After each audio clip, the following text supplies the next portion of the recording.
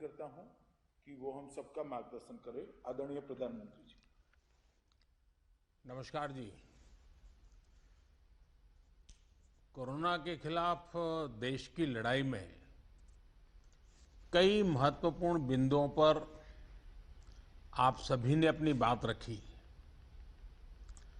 अभी 2 दिन पूर्व मुझे नॉर्थ ईस्ट के भी सभी आदरणीय मुख्यमंत्री जन से इसी विषय में चर्चा करने का अवसर मिला था, क्योंकि जहां जहां चिंताजनक स्थिति है उन राज्यों के साथ मैं विशेष रूप से बात कर रहा हूं।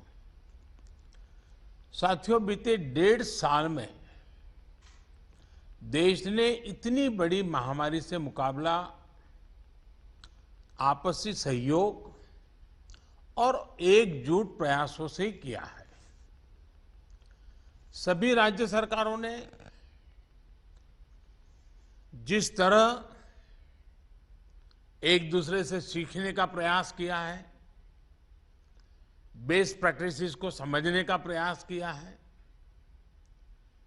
एक दूसरे को सहयोग करने की कोशिश की है, और हम अनुभव से कह सकते हैं कि ऐसे ही प्रयत्नों से हम आगे इस लड़ाई में विजयी हो सकते हैं।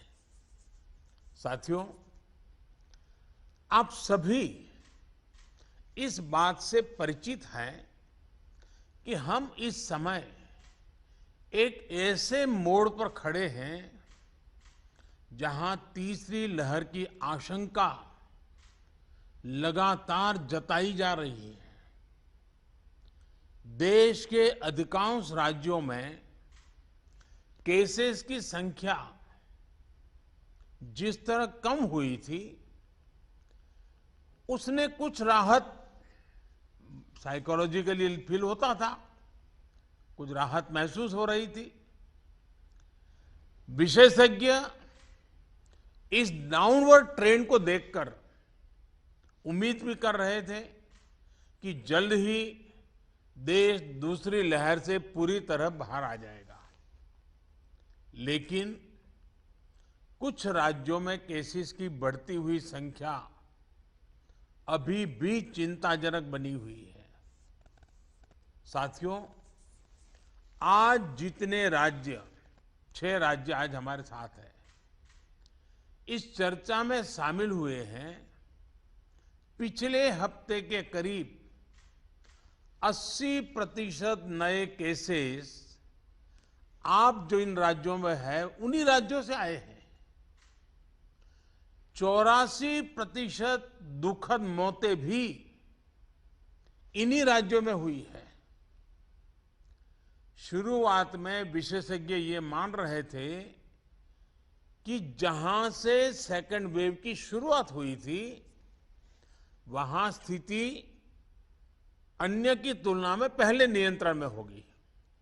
लेकिन महाराष्ट्र और केरल में केसेस का इजाफा लगातार देखने को मिल रहा है।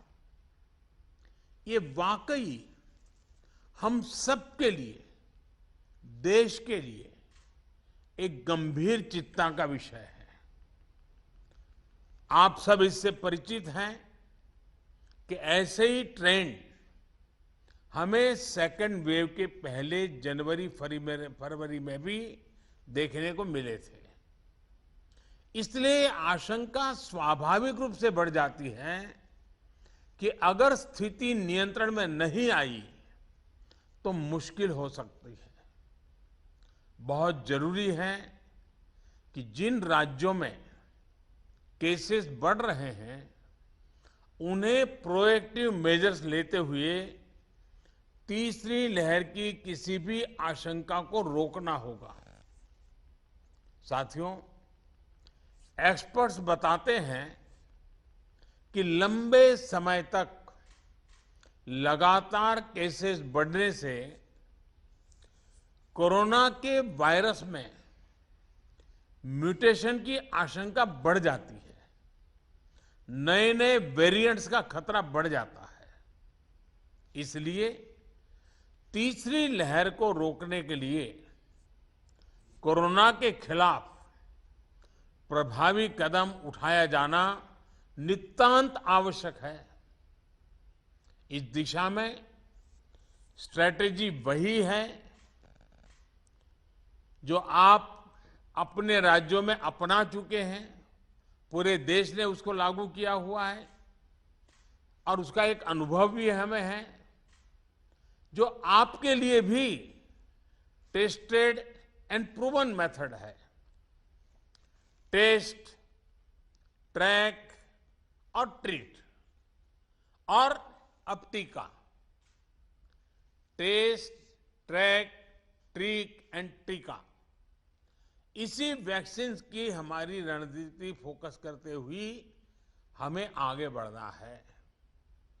माइक्रो कंटेनमेंट जोन्स पर हमें विशेष ध्यान देना होगा। जिन जिलों में पॉजिटिविटी रेट ज्यादा है, जहां से नंबर ऑफ केसेस ज्यादा आ रहे हैं, वहां उतना ही ज्यादा फोकस भी होना चाहिए।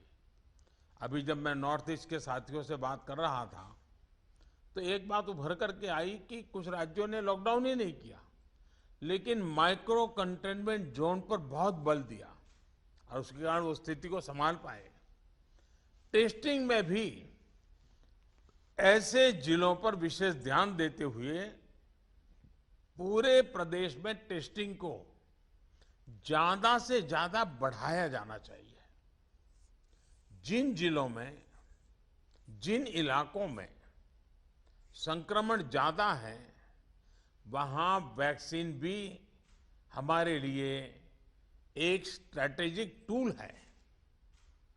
वैक्सीन के प्रभावी इस्तेमाल से कोरोना की वजह से उत्पन्न परेशानियों को कम किया जा सकता है। कई राज्य इस समय हमें जो विंडो मिली है उसका इस्तेमाल अपनी आरटी-पीसीआर टेस्टिंग कैपेसिटी बढ़ाने में भी कर रहे हैं। ये भी एक सराहनीय और जरूरी कदम है। ज्यादा से ज्यादा आरटी-पीसीआर टेस्टिंग वायरस को रोकने में काफी प्रभावी हो सकते हैं। साथियों, देश के सभी राज्यों को नए आईसीयू बेड्स बनाने, टेस्टिंग क्षमता बढ़ाने और दूसरी सभी जरूरतों के लिए फंड उपलब्ध करवाया जा रहा है।